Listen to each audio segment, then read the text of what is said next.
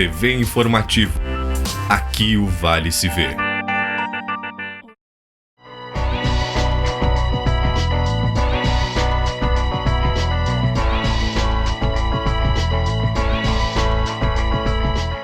Olá, bem-vindo ao programa Fala Jurídica. Hoje nós vamos retomar uma entrevista há muito tempo atrás de uma advogada que especializa-se numa área em que foi buscar conhecimentos em Portugal, doutora Natália Facchini. Satisfação que tu veio novamente ao nosso programa. E da vez passada, isso faz quase um ano atrás, né, tu disseste que estava fazendo mestrado em Portugal, Lisboa, né? E eu fiquei pensando assim, como é bonito e interessante ver uma pessoa jovem que quer desbravar desafios além Brasil, porque a maioria das pessoas querem fazer aqui no Brasil e querem fazer alguma coisa até muitas vezes regional. E eu fiquei pensando nisso e há muito tempo, mesmo antes de te avocar a te convidar no meu programa, eu tinha aquela curiosidade, né? O que tem de novidade lá em Portugal e o que tu traz de novo? Não de novo, se eu quero deixar para a segunda parte do programa, mas me fala como é que foi esse teu mestrado em Portugal e bem-vindo ao nosso programa. Tá bom, boa noite, doutor. Obrigada pelo convite, é um prazer poder estar aqui de novo. Eu acabei de voltar, então, de Lisboa, onde eu passei um ano estudando.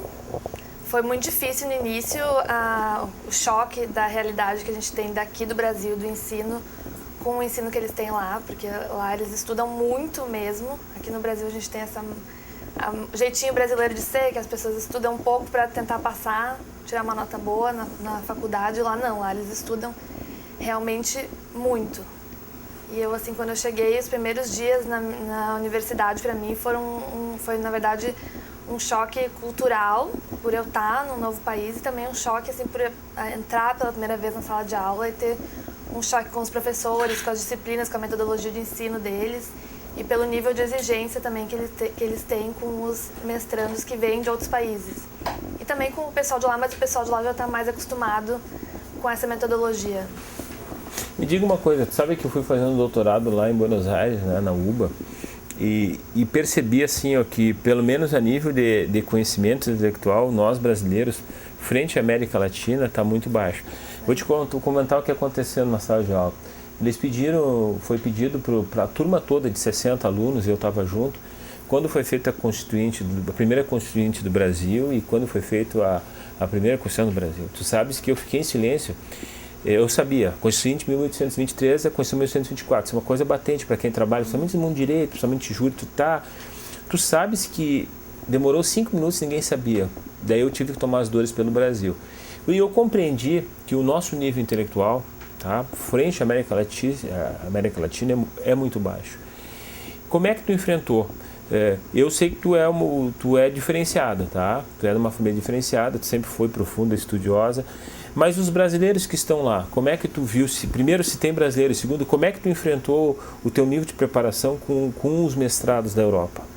Então, na verdade, eu cheguei lá achando que eu não ia encontrar nenhum brasileiro. Meu maior medo era me deparar com um monte de portugueses e não ser bem aceita. Engano meu, porque a maioria dos estudantes do mestrado da minha universidade, que é a Universidade de Lisboa, é brasileiro.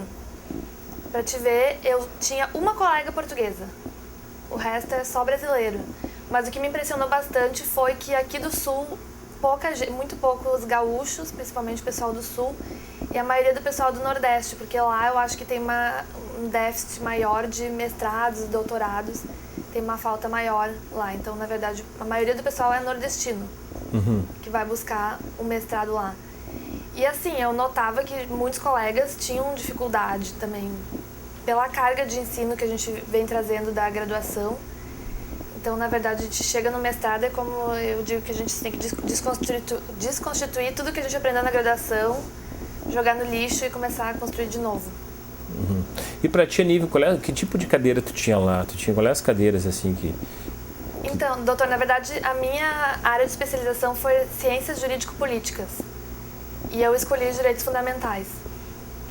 Então, eu estudei Direito Constitucional, Direitos Fundamentais, e daí eu podia escolher uma eletiva que eu escolhi Direito das Sucessões. Então, eram essas 3 matérias que a gente tinha, e daí cada matéria nós fazíamos um relatório para apresentar para os colegas.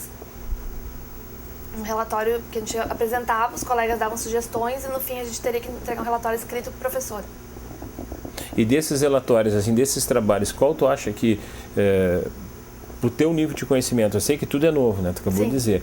Foram 3 relatórios. Desses 3 relatórios, assim, o que tu pode dar de conhecimento para nós que tu fez e que tu ali apresentou para os professores? Me fala desses relatórios, porque eu estou curioso, porque na verdade isso é conhecimento puro, né? Então, na verdade, assim, uma matéria que eu acho que é muito pouco estudada aqui no Brasil é o direito das sucessões, que as pessoas não dão muito valor, acham que é assim, vou ali, vou fazer um inventário ali assim do meu vizinho e deu. As pessoas não dão muito valor, como as pessoas aqui não gostam de falar de morte. Ninguém gosta de falar, olha, eu vou morrer um dia, eu vou fazer meu testamento ali do lado, eu vou pensar como é que vai ser. Ninguém gosta. Todo mundo pensa, quando eu morrer, meus filhos que se virem e façam o que quiserem. Então, e lá em Portugal eles estudam muito direito das sucessões. Então eu tive um choque cultural até na medida de buscar a doutrina, porque os relatórios eram sempre direito comparado. A gente fazia relatório do direito português com o direito brasileiro. Então, na verdade, a gente buscava uma matéria do direito português que era muito discutida, e no direito brasileiro, a discussão que a gente encontrava na doutrina, às vezes os autores se limitavam a escrever uma página sobre assuntos que lá em Portugal eles escrevem um livro. Então eu notei bastante dificuldade quanto a isso, que na verdade eu não sabia o que era direito das sucessões, e eu fui aprender lá. Tive professores muito bons. Tu acha que a diferença da nosso direito de sucessões, salvo o melhor juízo, o nosso direito de sucessões eu acho que vem do Código Napoleônico, né? Nós temos as mesmas raízes. E daí teve essas mudanças de pós-88 e a mudança, acho que 2002 que mudou o Código Civil, e daí teve mudança em algumas linhas sucessórias. Agora, hoje, mais madura que tu veio para Lajeado, se tu fizesse um comparativo, né, do nosso direito de sucessões com o direito de sucessão da Comunidade Europeia, porque Portugal representa a Comunidade Europeia, o que tu vê de grande diferença? Bom, eu vejo que na verdade a gente tem aqui no Brasil quase que uma cópia dos códigos europeus, né? Na verdade, Portugal, muita coisa, a gente tem praticamente uma cópia que a gente traz do Brasil, e daí é aquele jeitinho brasileiro, porque a gente teve o Código de 2002, o Código Civil, e como o livro das sucessões acabou por sendo o último, e eles já estavam há muito tempo preparando esse código, eu tenho a impressão que a gente comenta, né? A doutrina é que, na verdade, eles fizeram de qualquer jeito para acabar logo e deixaram muito furo ali nesse código. Mas a gente tem uma questão assim que é bem controvertida, na verdade, que as pessoas até aqui no Brasil eu não vejo discutirem muito, é a questão da sucessão do cônjuge sobrevivente. A questão da sucessão dele em concorrência com os descendentes. Porque, por exemplo, quando morre uma pessoa, a pessoa deixa descendentes, que é filho, neto, etc., e ela é casada, como que fica essa sucessão? Em Portugal não existe limitação quanto ao regime de bens, mas aqui no Brasil a gente tem um artigo muito confuso, que é o artigo 1829, inciso 1º, que foi, na verdade, o tema de um dos trabalhos que eu acabei fazendo, que foi essa discussão quanto à concorrência sucessória do cônjuge com os descendentes, conforme o regime de bens. Porque a gente tem uma discussão muito forte aqui no Brasil se o cônjuge casado pela separação convencional de bens deve concorrer ou não, e se o cônjuge casado pela comunhão parcial de bens ele deve concorrer ou não. Porque já é pacificado na doutrina a questão do cônjuge casado pela comunhão universal, que ele não é herdeiro. Então, se a pessoa é casada pela comunhão universal de bens, tem filhos e vier a falecer, aquele cônjuge ele não vai receber nada da herança. Ele vai receber a ameação. A ameação que vai ser a metade do patrimônio da pessoa que morre, mas ele não vai herdar. E o cônjuge casado pela separação obrigatória, que é aquela obrigatória para as pessoas maiores de 60 anos, esse também não é herdeiro. No entendimento deles? Não, no entendimento do nosso código, sim. Do nosso código, mas a questão que surge a controvérsia é sobre a separação convencional, que a princípio, no entendimento, vamos dizer assim, clássico do nosso código, que tinha vindo há muito tempo, era que esse cônjuge casado pela separação convencional, ele era herdeiro. Sim. O que vinha causando assim, muita indignação, eu acho, nas pessoas.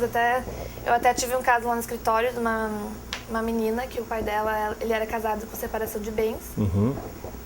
Já era a segunda esposa dele. Ele faleceu e ela teve que concorrer à herança com a madrasta.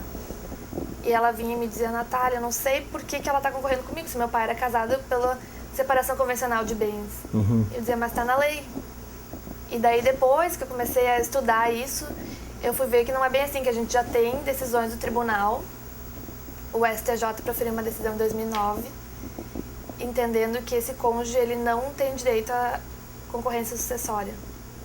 Ou seja, existe uma relativização com relação à aplicação da lei. Agora, e essa posição em Portugal, como é que é vista? Eles estão mais avançados? Em Portugal, eu vejo que, na verdade, tem um avanço, porque eles não levam em conta o regime de bens. Qualquer cônjuge, seja casado pelo regime da separação, comunhão parcial, comunhão universal, ele tem direito à herança. Independente de qualquer regime. Independente do regime. Porém, aqui no Brasil, a gente tem um avanço maior em relação a eles quanto ao companheiro. Que o companheiro, ele entra na herança. Com algumas limitações, assim, tem um regime jurídico um pouco diferenciado. Mas em Portugal, o companheiro não entra na herança, ele não participa. Ele só vai receber lá no final, depois que se esgotar o descendente, ascendente, parentes colaterais, daí sim o companheiro vai receber a herança. Isso em Portugal. Então a capacidade de postulação dele só vai ser, ele pode entrar junto, mas só vai receber no final. Sim.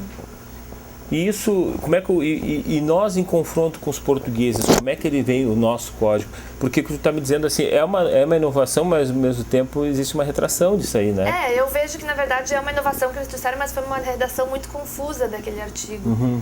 Que existem milhares de interpretações da doutrina. Se a gente ficar debatendo, eu posso ficar o dia inteiro aqui falando e a gente não vai chegar numa conclusão. Mas eu vejo que lá em Portugal a crítica deles era sobre essa questão de não definirem bem a questão do regime de bens, e porque lá eles já deram uma posição privilegiada ao cônjuge, e então disseram que ele, independente do regime, ele vai concorrer com os descendentes. E de uma forma geral, como é que os teus professores os portugueses, como é que eles veem o código brasileiro na questão das sucessões? Eles veem caótico? De que forma eles analisam a nossa ordenação sucessória? Eles veem, mesmo que seja de 2002, eles veem como ultrapassado, veem com efeito prático, porque tu disseste no começo que praticamente nós seguimos o que os portugueses citam, né? Mas eles também têm a condição de erro, porque o código não é perfeito. Claro. Como é que eles veem o nosso direito sucessório, os portugueses?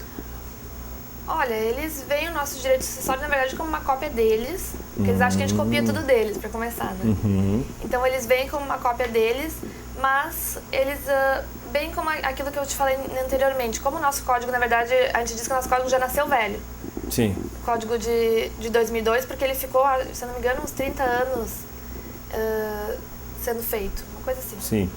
Então, na verdade, o legislador acabou por deixar o direito das sucessões de lado e acabou meio que pegando um pouco daqui, um pouco dali, não sei o que, inventando coisa. Mas eu acho que é um código bom. Eu acho que a gente tem incluído o companheiro como herdeiro. Eu acho que já foi um grande avanço em relação aos portugueses também. Porque lá eles buscam isso. Na verdade, os meus professores... É que, na verdade, assim, lá em Portugal eles são um pouco... eles têm uma visão um pouco... Como é que eu vou dizer? Pode dizer, não tem problema. Eles têm uma visão caótica nossa, uma visão... Porque não é preconceituosa, sabe? De desconfiança. Não é isso. Bom, no decorrer tu vai dizer... Agora, esses teus professores, como todo mestrado e doutorado, né, a gente sempre conduz, e aí eu queria que tu pautasse bem direitinho, para algum efeito prático, né? Sim. Os 4, tu disse que fez 3 trabalhos a 4 trabalhos, né? Qual desses trabalhos, na verdade, te botou como importância no teu dia a dia hoje, assim, né? Porque tu falou do direito quase que geral, né? Esse teu negócio. Qual é a outra matéria que tu trouxe, assim, que é interessante hoje? Então, na verdade, um tema que, na verdade, a gente já discutiu no outro programa, que é um tema, assim, que eu tenho bastante interesse, na verdade, é sobre a reprodução assistida. Sim. Então, eu já vim estudando desde a graduação, minha pós-graduação também eu direcionei para isso, e eu acabei direcionando meu mestrado também para isso. Ótimo. Eu peguei, então, as 2 matérias que eu tinha, que era Direito Constitucional e Direitos Fundamentais, e acabei direcionando para isso. Então, um dos trabalhos, eu falei sobre o direito fundamental à identidade genética. O que é esse direito, na verdade? Se uma pessoa que nasce a partir da reprodução assistida, ou eu equiparei, no caso, a adoção também. Sim. Ou pela adoção, se ela tem o direito de buscar a identidade biológica dos pais. Até que ponto que essa pessoa tem esse direito e até que ponto esse direito pode ser incluído no nosso ordenamento jurídico como direito fundamental. e até que ponto ele pode se sobrepor ao direito de sigilo e ao direito de intimidade daquele pai e daquela mãe que está do outro lado e que procuram manter e resguardar a intimidade. Porque em Portugal eles já têm positivado na Constituição Federal deles o direito fundamental à identidade genética.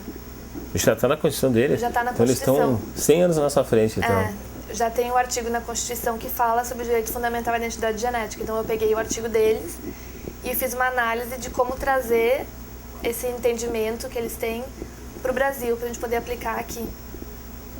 Na verdade, eu fiz todo um estudo sobre os direitos fundamentais na Constituição, a cláusula aberta de direitos fundamentais, que a gente pode incluir direitos fundamentais que estão fora do ordenamento jurídico como direitos implícitos, e qual é a relevância jurídica desse direito para o conhecimento e o autoconhecimento de uma pessoa. Qual que vai ser as consequências na vida de uma pessoa que vai viver sem ter o conhecimento da sua origem biológica. E qual a necessidade da gente buscar esse conhecimento. E esse na verdade, achei muito interessante. Que, de sobremaneira, eles já estão à frente nosso com relação a essa reserva constitucional que eles implementaram. O Brasil não tem isso, tá? Tu acha que existe de nós tentarmos aplicar por analogia esses princípios que nessa comunidade europeia está dando, principalmente em Portugal, em nosso direito? Tu acha que nós podemos adotar? Porque até então a gente não tem, a nossa jurisprudência, pode existir jurisprudência, mas a lei não existe. Não. Tu acha que nós podemos trazer a jurisprudência lá e aplicar nisso aí? A jurisprudência de lá e aplicar aqui? Ou pelo menos a analogia, então, como referência. Isso que eu busquei, na verdade. Certo. Buscar trazer para cá o entendimento deles de lá, com base na doutrina, na jurisprudência deles, até porque aqui no Brasil a gente já tem, assim, um pouco de doutrina falando sobre isso, só que o que falta é uma lei específica, até porque a reprodução assistida lá, eles têm uma lei de 2010, sim, regulando tudo, e aqui no Brasil a gente tem uma falta de legislação, a gente se baseia somente numa resolução do Conselho Federal de Medicina. Somente isso. É. E lá eles têm por onde fundamento? Aqui nós temos como base fundamental são os conselhos de éticas médicos, né? E lá o que eles têm de fundamento? São decisões da Corte Europeia? O que eles têm assim que possam tirar? Porque nós só temos isso. Lá o que eles têm assim de fundamento? Os próprios juízes chegaram a essa conclusão? Eu acho que na verdade eles têm base doutrinária mais.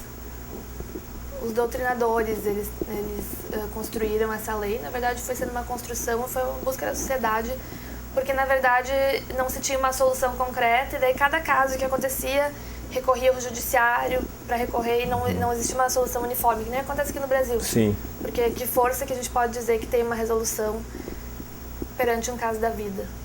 Se a gente não tem? Não cumprir a resolução, qual vai ser a consequência jurídica de não cumprir uma resolução?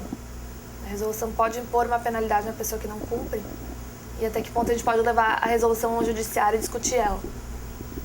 E me diga o seguinte, e como é que os professores, o professor que viu o seu trabalho, como é que ele apreciou isso? Ele achou interessante? O que ele disse disso? Não, a minha professora até, na verdade, ela achou bem interessante, na verdade, porque a gente tinha a matéria de direitos fundamentais, e daí era direito à saúde. Direitos fundamentais, direito à saúde. Daí dentro do tema direito à saúde... Como é que é o nome da doutora? Da tua professora? A doutora Maria João Storninho, a professora. Então ela disse então que seria direito à saúde. Então todos os colegas deveriam escolher temas relacionados à saúde. E eu escolhi esse tema por, na verdade, se relacionar tanto ao autoconhecimento de uma pessoa como ao direito à própria saúde, porque é uma pessoa que foi gerada a partir de uma técnica de reprodução assistida com o recurso de gameta de um doador anônimo, se um dia ela vier a ter uma doença hereditária ou precisar de uma busca de um parente, como é que ela vai poder fazer essa busca? Se ela pode fazer essa busca ou não? Porque aqui no Brasil a gente não tem nenhuma legislação. No Brasil a gente pode dizer que não existe nada em relação a isso. E esse nada não é interessante para nós advogados, que nem nesse caso que a gente, mesmo que seja sob sigilo, existe meios para chegar lá, né? Nós podemos fazer. E lá em Portugal, isso tem essa brecha, tu falaste que tem essa brecha. E o juiz, eu não sei como é que funciona os juizados de Portugal, mas deve ter os juizados de família, né? Sim. Como é que eles veem essa prática lá? É normal isso lá? Esse tipo de julgamento da reprodução assistida, isso já é rotineiro ou também para eles é uma coisa assim que acontece esporadicamente? Eu acho que na verdade tem se tornado uma coisa nova no mundo inteiro, porque os filhos que têm nascido da reprodução assistida estão estão nascendo agora, são crianças ainda, vamos dizer assim, 5 anos, 6, máximo 10. Então a gente ainda não teve essa busca no judiciário sobre esses direitos, porque essas pessoas talvez ainda não se deram conta que elas precisam fazer essa busca. É muito pequeno as pessoas que vêm buscando. Mas assim, não vou dizer que não existe. Eu acho que daqui a pouco, daqui uns 10 anos, isso vai ter muita gente nessa busca. Somando-se isso, tu quer te concentrar nessa área também, né?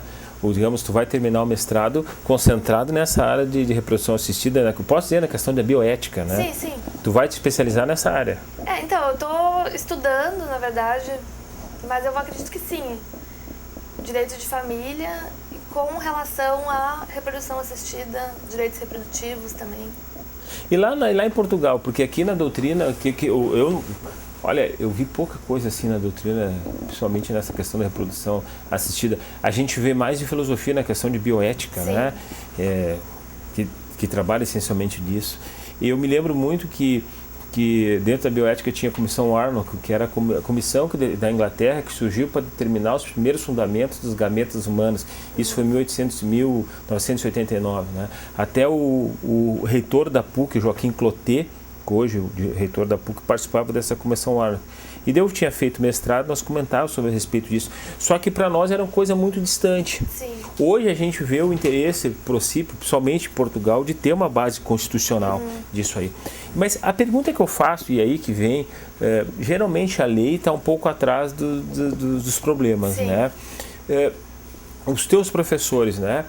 Com essa lei fundamentada da reprodução assistida e com essa carga constitucional, fora isso, o que eles estabelecem críticas ou de favorecimento com essa lei? O que eles veem assim de reserva que tu sentiu em Portugal, diferente do Brasil?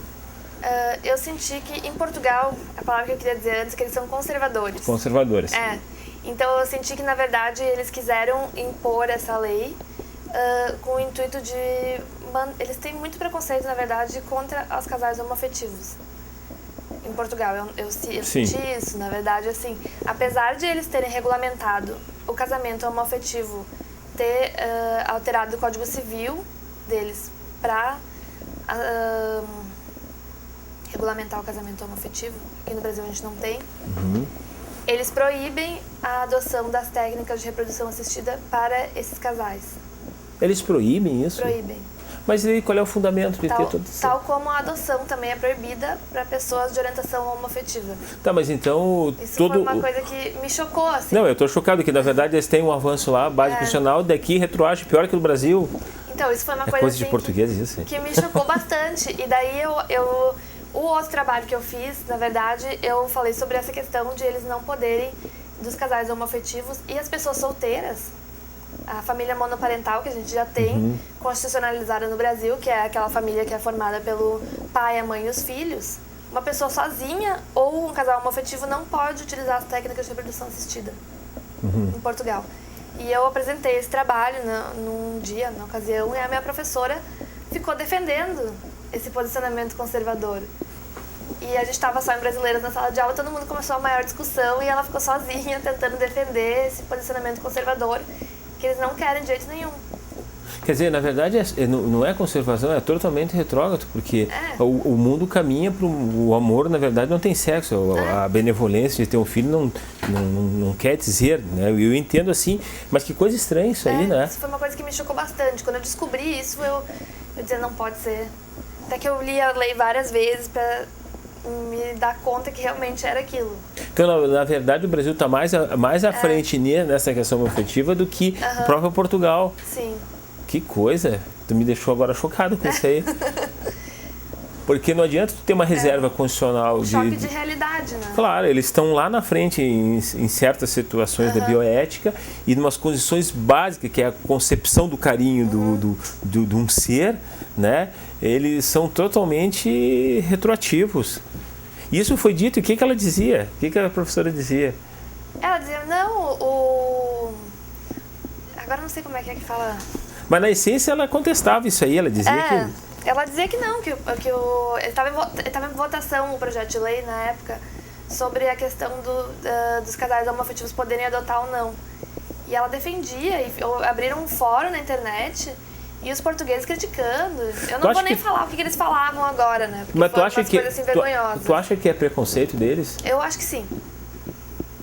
Que coisa, né? A gente vai pro mundo assim, daí tu faz aquela análise crítica, né, de que tu, por mais que tu crie leis, mas se tu criar uma lei sem ter o espírito do povo, não adianta. Tá entendendo? Porque na essência, na sua essência, ele não admite, digamos assim, a questão afetiva de dois seres do mesmo sexo querer ter um filho. É uma coisa que, para mim, soa muito mais que preconceito, parece que um desconhecimento de lei, mas as coisas são dessa natureza, né? Agora, dentro dessa mesma linha que eu vejo, não como preconceito, tá? Sim. Mas vejo como uma questão... Talvez um pensamento conservador. Conservador, tá? Mas Portugal está distante também da comunidade europeia nisso aí. Sim, eu vejo assim, Portugal também como um país mais conservador assim, da União Europeia inteira, porque em outros países é plenamente aceito, mas Portugal ainda se mantém nessa marcha lenta, assim. Mas eu não sei, a meu ver, eu acho que vai ser difícil eles quebrarem esse paradigma para conseguir aceitar, porque o pessoal lá, eles são bem conservadores, assim, apesar de que os meus professores que eu tive, eles são, assim, de uma linha mais... progressiva, vou dizer assim. Liberal. E eles, assim, na própria faculdade, o meu professor, na verdade, que vai ser o meu orientador, que tem esse pensamento, assim, um pouco mais moderno, vamos dizer, né? Uhum. Ele é perseguido na própria faculdade pelos outros professores das outras matérias. Esses professores, eles proíbem ele de dar aula de direito de família porque acham que ele vai imputar pensamentos nos alunos. Subversivos, pensamentos subversivos. Tu sabes que a conquista dessa questão da questão afetiva dos homossexuais, isso também, eu acho que parte de um processo dos próprios homossexuais e de qualquer casal que queira e que seja diferente de uma questão heterossexual. E isso eu acho que é uma conquista deles próprios também. Nós não podemos fugir disso, que na verdade um casal homossexual que quer conquistar o seu direito lutou. A gente vê no Brasil assim a maneira de encarar isso aí e porque na verdade são seres produtivos, são entes queridos na sociedade, são iguais a nós, eles têm que ter os mesmos direitos. Mas a pergunta que eu faço é a seguinte: lá em Portugal, como é que é vista então a questão do gay? Como é que é vista a questão jurídica da pessoa que busca isso aí? Totalmente... Então, na verdade, assim... Não se ganha nada na justiça? Ou eles não vão litigar na justiça?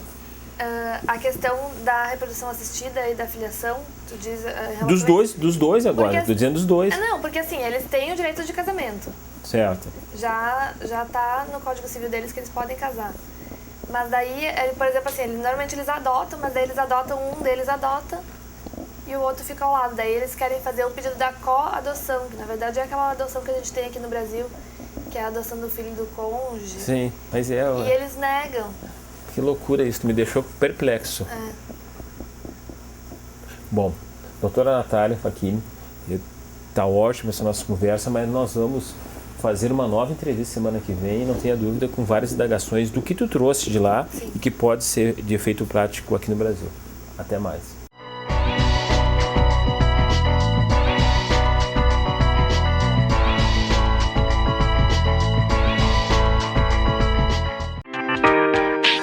TV Informativo. Aqui o Vale se vê.